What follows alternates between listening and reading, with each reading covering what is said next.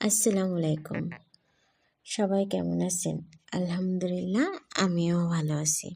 তো আজকে আমার বাসায় বিরিয়ানি রান্না হয়েছে। তো আমি কিভাবে বিরিয়ানিটা রান্না করি সেটাই আপনাদের সাথে শেয়ার করব। তো চলুন দেখা যাক। প্রথমে তেল গরম করে এর ভিতর পেঁয়াজ বাটা, আদা রসুন বাটা, একটু জিরা গুঁড়া, মরিচ গুঁড়া, ধনিয়া গুঁড়া দিয়ে দিলাম। হালকা নাড়াচাড়া করে দিয়ে দিলাম রেডিমিক্স বিরিয়ানির মশলা। এগুলো ভালোভাবে কষিয়ে এর মধ্যে দিয়ে দিলাম আগে থেকে ভেজে রাখা মুরগির মাংস। এরপর এগুলো ভালোভাবে কষিয়ে এর মধ্যে দিয়ে দিলাম পোলোয়ার চালগুলো। এগুলো ভালোভাবে কিছুক্ষণ কষিয়ে নেব।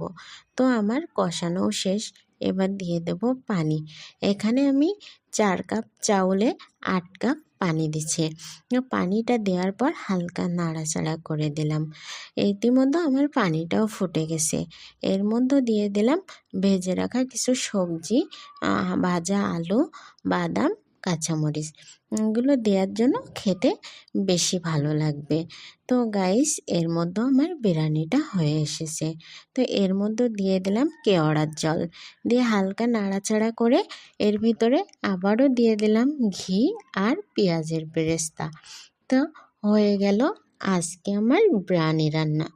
কেমন হয়েছে অবশ্যই জানাবেন। আল্লাহ হাফেজ।